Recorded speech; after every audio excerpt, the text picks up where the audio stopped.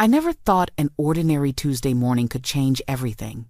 At 65, I believed I had seen it all. I had raised a son, buried my husband David 4 months earlier, and weathered storms that would have broken weaker women. I was still learning how to live with the silence of our home, the empty chair at the dining table, the half-finished crossword puzzles David used to leave on the nightstand. But that morning, my phone rang at exactly 9 o'clock. "Mrs. Mercer," a woman's clipped voice announced, "we're ready to proceed with the estate settlement. Can you be at our Oakland office by 2 this afternoon?" Hartwell and Pierce, David's law firm, the people I thought I could trust. My heart gave a strange thump of relief finally. Closure. "Yes, of course," I said, and hung up, not realizing that nothing about this meeting would be ordinary. I spent the morning carefully choosing what to wear. David had always said my navy dress made my eyes look brighter, so I put it on. Around my neck, I clasped the pearl necklace he'd given me on our 40th anniversary. When I looked in the mirror, I saw a woman lined with grief, but still standing, still determined to honor the life we had built together. The drive downtown was clogged with traffic, my fingers tapping against the steering wheel in nervous rhythm. I told myself there was no reason for anxiety. David and I had discussed his will dozens of times. Everything was to pass to me, with provisions for our son Michael and his family only after my death. Simple, clear. What could go wrong? I pulled into the underground parking garage of the high-rise, where Hartwell and Pierce kept their polished offices. The concrete walls echoed with the sound of my footsteps as I shut the car door and gathered my purse. That was when I heard it. "Ma'am, wait, please, don't start that car." A man emerged from behind a pillar. His clothes were worn, his beard unkempt, but his eyes were steady and urgent.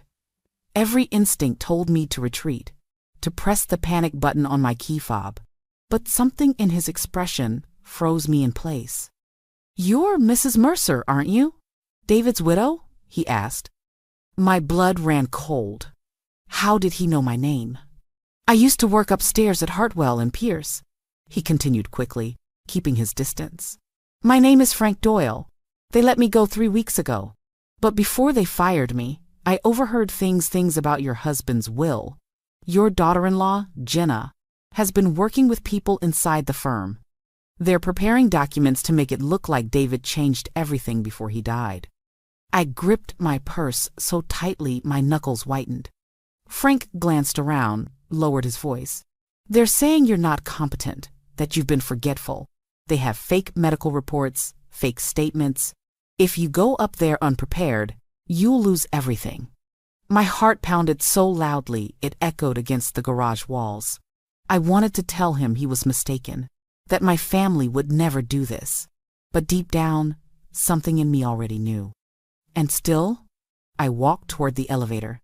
The elevator doors slid open with a muted chime, revealing the gleaming reception area of Hartwell and Pierce.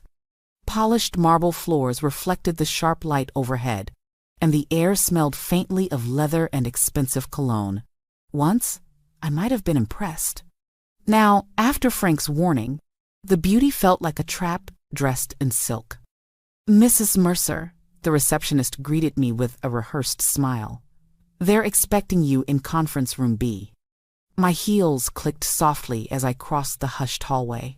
Through the frosted glass panels, I saw blurred silhouettes, 3 men in dark suits, and one slender figure with familiar auburn hair pinned neatly. My daughter-in-law, Jenna. I opened the door. "Caroline," Jenna said, rising halfway from her chair. Her voice was sweet, but her eyes flickered with something I couldn't name: surprise, maybe even irritation. "I didn't think you'd make it today." The words pierced me. She hadn't expected me to come, just as Frank said. I set my purse firmly on the long mahogany table and sat opposite her. The attorneys, all steel gray hair and polished cufflinks, leaned forward with identical expressions of solemn professionalism. "Mrs. Mercer," one began, sliding a thick folder toward me. "Before we proceed, you should know there were amendments to your husband's will in his final weeks." I froze. Amendments? Yes, another chimed in smoothly. Mr. Mercer expressed concerns about your capacity to manage finances on your own. For your protection, he wished to establish a trust, appointing your son, Michael, as trustee. You would, of course, receive generous provisions for your care. My hands trembled as I opened the folder. Inside were typed reports, dated just weeks before David died. Medical statements suggested I was showing signs of early cognitive decline. Affidavits from family friends claimed I often seemed confused, misplaced money, repeated stories. And scrawled across one page was a note in Jenna's handwriting. Caroline accused Michael of stealing from her during a grocery trip. The words blurred before my eyes. Lies. All of them. I never said that, I whispered, my throat raw. Jenna leaned forward, her tone soft, almost pitying. Caroline, please, we're only trying to protect you. You don't have to worry anymore. Michael will take care of everything. Her voice was honey, but her eyes sharp, measuring betrayed her. I closed the folder, my hand steadier than I expected. Show me exactly what you claim David changed. One attorney tapped a pen against a document at the bottom of the stack. Here. The signature is clear. I studied it, bile rising in my throat. It was David's name, but not his hand. The slant was wrong, the loops careless. David Mercer had never written an M like that in his life. And then, as I lifted my gaze, I noticed something in the corner of the room. A small black device, its red light blinking steadily. Are you recording this? I asked. The lawyers exchanged quick glances. It's standard procedure, one said too quickly. But my gut told me this was no routine recording. It was bait, and I was the catch. The silence in that polished conference room pressed in on me like a heavy fog. My pulse thudded in my ears as I stared at the blinking red light. Somewhere in the back of my mind, Frank's warning repeated itself like a drumbeat. Don't sign anything. I pushed the folder back across the table. This isn't my husband's will, I said firmly. One attorney gave a thin smile. Mrs. Mercer, with respect, you're grieving. Memory can play tricks in times like these. Grieving? The word stung. Yes, I was grieving, but I knew David's signature better than my own. And grief didn't alter the angle of an M. Before I could respond, a knock rattled the door. The receptionist poked her head in, flustered. Excuse me, sir. There's a man outside who insists he must speak to Mrs. Mercer immediately. He says it's urgent. The lead attorney frowned. We're in a confidential proceeding. Tell him to leave. But a voice called from the hall before she could shut the door. Caroline, it's me, Frank Doyle. Please, let me in. All color drained from Jenna's face. She sank slightly into her chair, her hand tightening around her wedding ring. I stood before anyone else could protest. Let him in. The attorneys exchanged tense looks, but the door swung open and Frank stepped inside. He looked less ragged than in the garage. He had straightened his jacket, smoothed his hair, but he still carried the air of someone who didn't belong in such a pristine room. What he did carry, however, was a worn leather messenger bag. Mrs. Mercer, he said respectfully, I apologize for the interruption, but this cannot wait. Mr. Doyle, the silver-haired attorney snapped, you are trespassing. Security will escort you out. Frank ignored him. He unbuckled his bag and pulled out a manila folder. Before they fired me, I made copies. The original will, signed 6 months before David's passing, and the real medical reports from his physician. The room went deathly quiet. Frank laid the papers in front of me. My hands shook as I lifted the first page. There it was, David's familiar signature, strong and steady, exactly as I remembered. He had left everything to me, with provisions from Michael only after my death. No trust, no mention of incompetence, just his faith in me. Jenna made a strangled sound, pushing back her chair as though she might flee. This isn't real. She's confused. You can't listen to him, Frank's voice cut through her panic. I also have receipts of payments made to supposed witnesses. Cash transfers from your account, Mrs. Whitmore. He looked directly at Jenna, to individuals who signed those false statements. Her face drained to chalk white. For a moment, she swayed as if the ground had tilted beneath her. You forged his name, I whispered, staring at her. You forged my husband's last words. Jenna's lips parted, but no sound came. Her eyes darted wildly, searching for a way out. There was none. For a long moment, no one breathed. The only sound was the faint hum of the air conditioning and the sharp ticking of the wall clock. My chest felt tight, like I was balancing on the edge of a cliff. Then Frank straightened his shoulders. If you won't take my word for it, he said, then perhaps you'll listen to the police. He pulled his phone from his pocket and dialed. The lead attorney barked, "Stop this nonsense." But the words died when Frank spoke calmly into the phone. Detective Chen, I'm at Hartwell and Pierce with Mrs. Caroline Mercer. The documents are here, the forged ones and the originals. Within 20 minutes, the conference room that had been designed to intimidate me was swarming with authority. Detective Laura Chen stepped through the door, flanked by 2 uniformed officers. She was about my age, her dark hair streaked with silver, her eyes sharp but not unkind. Mrs. Mercer, she said, shaking my hand, I understand there's a dispute about your husband's estate. I'd like to review the documents. One of the attorneys sputtered, Detective, this is highly irregular. She silenced him with a look that could cut glass. What's irregular is multiple reports of forged signatures and fabricated medical evidence. Unless you'd like me to read you your rights now, I suggest you sit down. The officers began collecting folders from the table. Detective Chen examined each page carefully. Then she held up one report, her brows drawing together. This note, she said slowly, claims to be from Dr. Wilcox, dated March 3rd. It states Mr. Mercer expressed concern about his wife's declining memory. She placed it flat on the table and tapped the top corner. But Mr. Mercer died on February 25th. This report was created after his death. The room went utterly still. Jenna let out a sharp gasp. One attorney turned pale. Another wiped sweat from his forehead. Detective Chen looked at me, then back at Jenna. Would you like to explain how your late father-in-law managed to sign a statement a week after his funeral? Jenna's composure shattered. I didn't write it, she stammered. The lawyers said it was necessary. They told me. Enough, Chen snapped. We'll sort out who did what downtown. She gestured to the officers. Seize every file in this room. Digital copies, too. No one leaves. I sat frozen, my heart pounding with equal parts fear and vindication.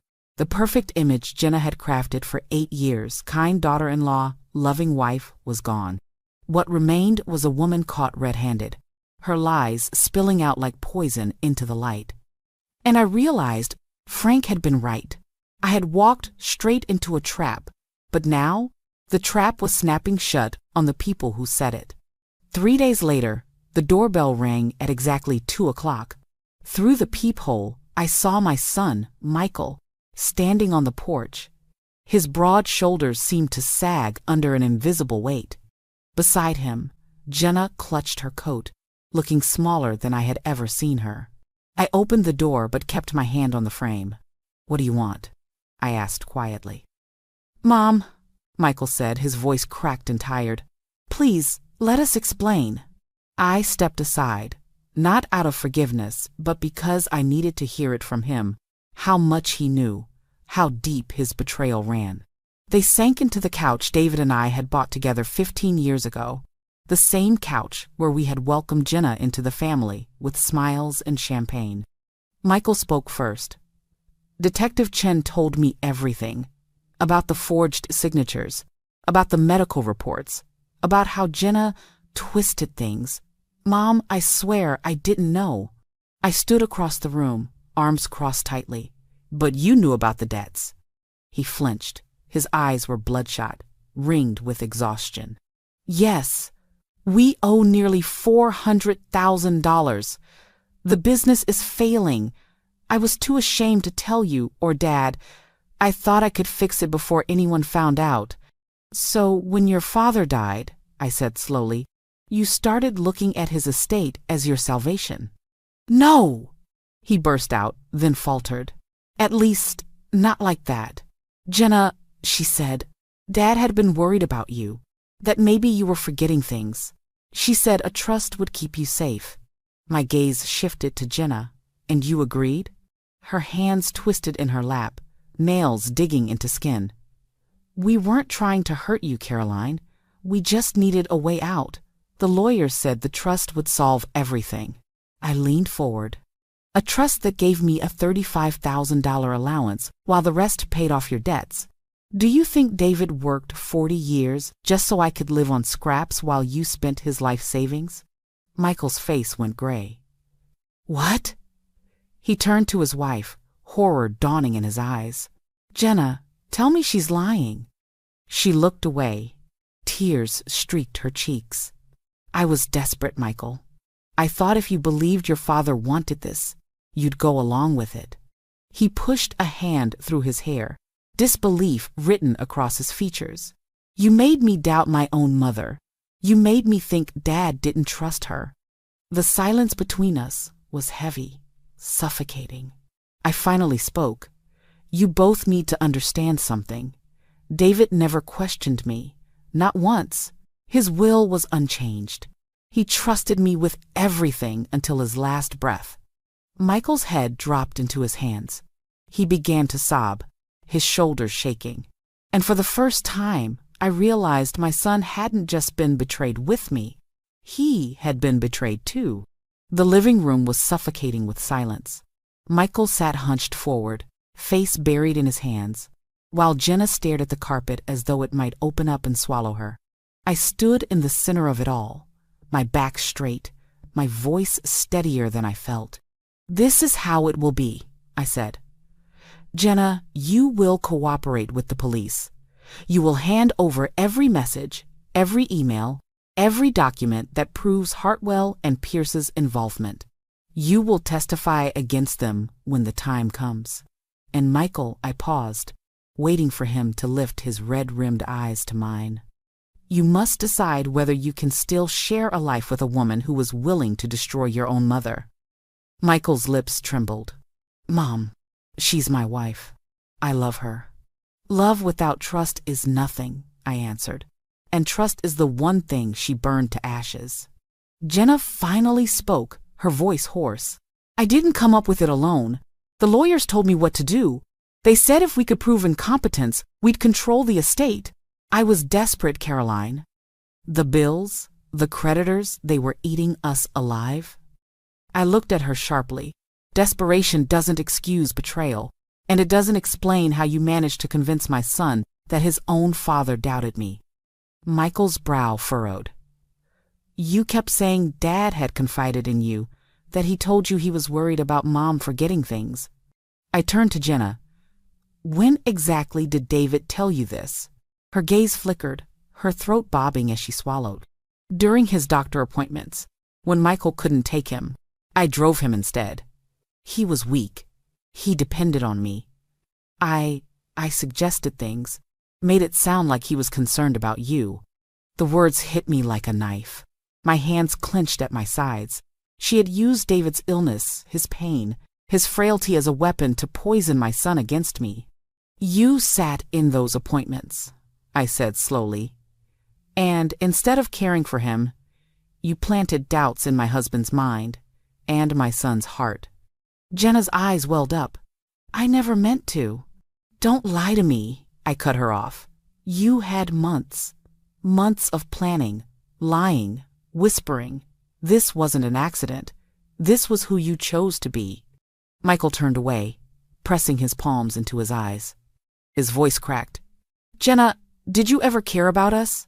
About my dad? About Mom? Her silence was louder than any confession. And for the first time since David's funeral, I felt something colder than grief settling into my bones, betrayal that ran deeper than I could ever have imagined. 6 months later, the story that had begun in a silent parking garage ended under the blinding lights of an Oakland courtroom. I sat quietly in the gallery, my hands folded in my lap, as Judge Harmon read out the verdicts. Robert Hartwell, guilty of fraud, forgery, and conspiracy, sentenced to 5 years in state prison. Gerald Pierce, guilty of conspiracy and aiding forgery, 3 years. Their associates, 2 years each. The words echoed through the chamber like stones dropping into still water. These men, who had cloaked themselves in expensive suits and polished reputations, were now stripped bare by their greed. I felt no triumph, only the weary satisfaction of truth finally prevailing. And then came Jenna. She sat at the defendant's table, pale and diminished, her once perfect composure shattered. She had taken a plea agreement, 3 years of probation, 600 hours of community service, restitution of the money she had paid the firm. The alternative had been prison. Watching her sign those papers, I saw the faint glimmer of the woman she used to be, before desperation curdled into cruelty. Michael hadn't been in court that day. He couldn't bear it. By then, he was living in a 1-bedroom apartment near Lake Merritt, driving an old sedan he'd bought with cash after selling the house. Jenna had insisted on keeping long past its worth. He had filed for separation just weeks after Detective Chen delivered the evidence to him in full. The debts Jenna had hidden under his name were staggering. Secret credit cards, loans siphoned from his consulting firm, betrayal, wrapped in betrayal. He was trying, though, working 16-hour days to rebuild his business, cutting away every remnant of Jenna's influence. "I have to prove I can do it the right way," he told me one evening over coffee. His voice carried a weariness that came from more than exhaustion. It was the sound of a man trying to stitch together the pieces of a life that had been torn apart. As for Frank, my unlikely guardian angel, his life had taken a turn too. With the evidence he provided, he had been reinstated into the legal world, though not as a paralegal. Too many bridges burned. Instead, he worked for me now, caring for my property, tending David's old workshop. I gave him the small apartment above the garage. Watching him walk across the lawn in the evenings, carrying tools, whistling a tune, I realized something. He had saved me from ruin, and in return, I had given him back a measure of stability. Justice had been served. But justice doesn't heal broken trust. That was a wound only time could touch. By October, the air in Oakland had turned crisp, the maple trees in my yard glowing with gold and crimson. I sat on the back porch with a mug of tea, watching the leaves fall onto the garden David and I had planted 20 years ago. For the first time since his death, I felt something close to peace. The legal battles were over. Hartwell and Pierce were behind bars. Jenna was serving her probation, spending her days at a local food pantry, dishing out meals to the very people she once would have crossed the street to avoid. Sometimes, Frank saw her there when he picked up supplies for the church. He said she kept her head down, worked hard, rarely spoke. Perhaps the punishment had begun to carve humility where arrogance once lived. Michael came by every Sunday. We would sit in the kitchen, drinking coffee, talking about the past, with a mixture of sorrow and honesty. He told me how much he regretted believing Jenna's lies, how deeply he wished he had trusted me instead of doubting. I always told him the same thing. Forgiveness isn't a single act. It's a choice you make over and over. Some days I made it easily. Other days, it was harder. But slowly, trust was rebuilding, one conversation at a time. And Frank, my unexpected ally, had become more than a groundskeeper. He was a friend. His presence reminded me that goodness sometimes wears ragged clothes and arrives in parking garages when you least expect it. Without him, I might have signed away everything David worked for. Without him, I might have lived the rest of my days believing my husband had doubted me at the end. Instead, I knew the truth. David trusted me completely, and he had left his legacy in my hands. I found a new purpose too. I began volunteering at the library, teaching older adults how to spot scams, how to protect their finances, how to trust their instincts when someone tried to gaslight them into doubt. Each time I stood before them, I thought about Jenna's lies, about the blinking recorder in that conference room, about the forged signatures. And I told them, if something feels wrong, it usually is. Life had not turned out the way I expected, but I had survived betrayal, loneliness, and loss. And I had learned something invaluable. The most precious inheritance isn't money or property, it's dignity. It's the ability to know who you are when others tried to convince you otherwise. That night, as the stars appeared one by one over the Oakland skyline, I whispered to the empty chair beside me, "David, I kept your trust. I kept myself." And for the first time, the ache in my chest felt lighter.